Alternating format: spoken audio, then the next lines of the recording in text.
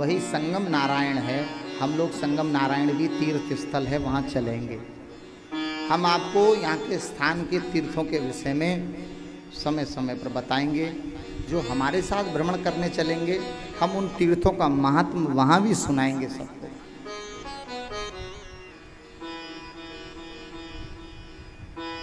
दिव्य पावन भूमि, और सबसे बड़ी बात, द्वारिका मिलन की भूमि है। काय की भूमि है द्वारिका? मिलन की भूमि है।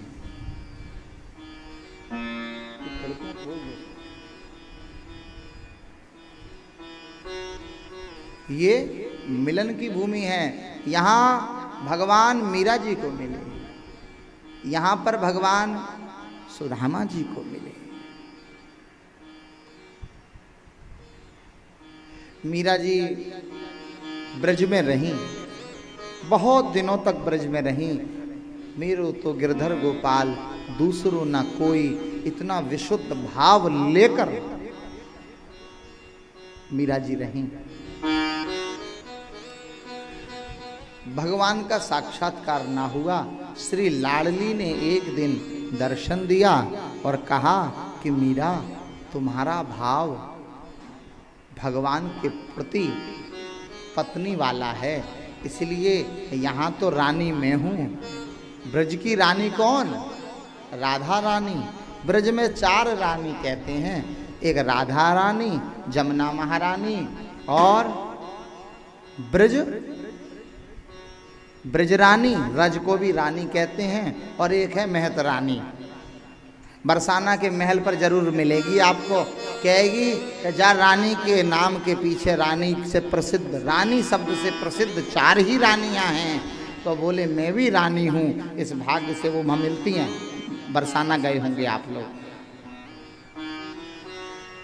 द्वारिका की पावन भूमि पर अगर भगवान की बाल्यावस्था की चर्चा ना होगी तो द्वारिकाधीश को कोई बड़ा हो जाए, कोई बड़ा हो जाए, बड़ा बच्चा हो जाता है, पद पा लेता है, तो कोई बुजुर्ग आता है या उसका बचपन जिसने देखा हो, तो वो आएगा तो वो बचपन ही तो सुनाएगा, तो वो बड़ा भी क्या हो जाता है, हंसने लगता है।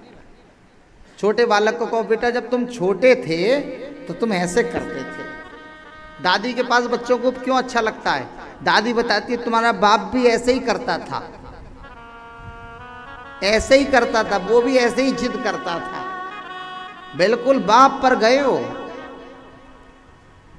तो हम यहाँ बैठकर समय समय पर द्वारिकाधीश को आनंदित करते रहेंगे कि आप जहाँ से आए हो, उस क्षेत्र से हम आए हैं, उस पावन भूमि से, तो हम उनकी बाल्यावस्था को भी उन्हें बताते रहेंगे, वो आनंदित होते रहेंगे। राजा बनने के बाद तो फिर स्तुति ज़्यादा होती है,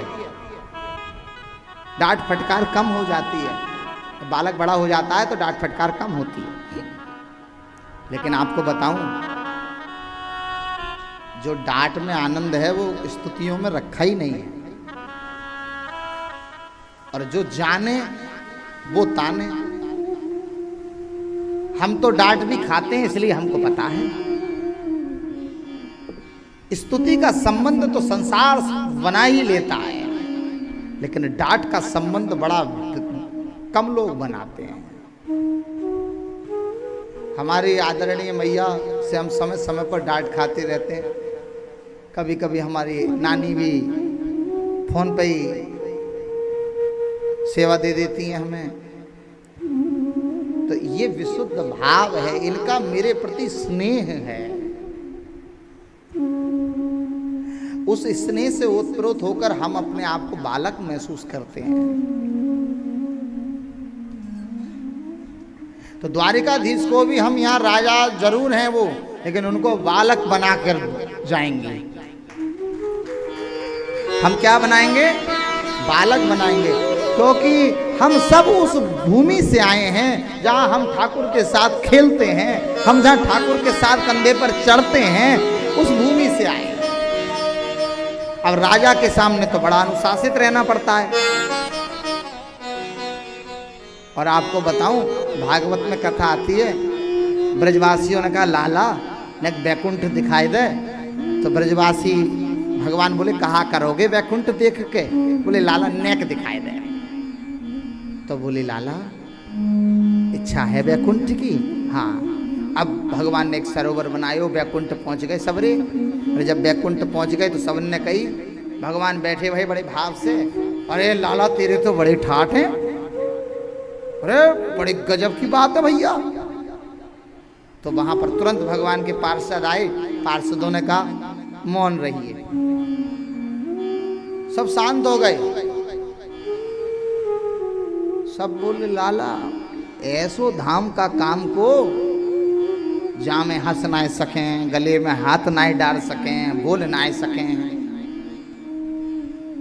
सब ब्रजवासी तब लौट कर ब्रज में आए, बोले लाला हमको तो तेरे साथ ऐसे ही आनंद आवे है जब तू गलबलियाँ करे है हमारे साथ, और तू नेक बात पर रूठ जाए करे, फिर हम मनाए करे हैं।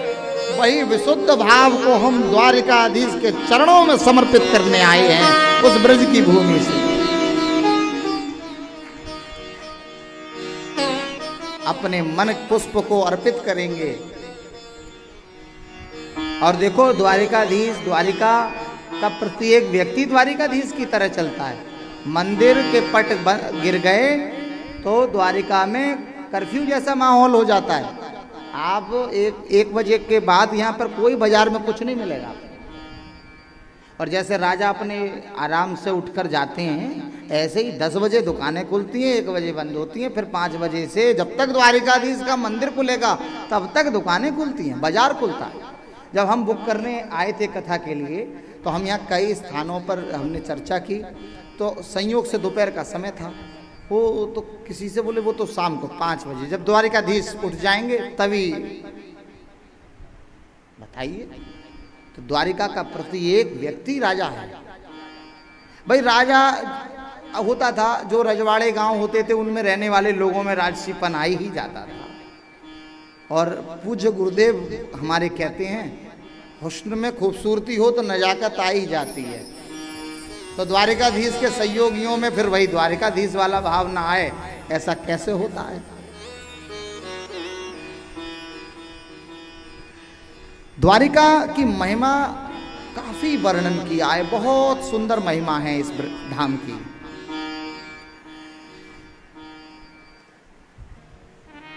यहां मीरा जी को जब राधा रानी ने दर्शन दिया था कि तुम्हारा भाव रानी का है, तो जहां पर भगवान राजा हैं तुम वहां जाओ, और वहां जब जाओगी तो जहां राजा हैं वो तुम्हें स्वीकार लेंगे।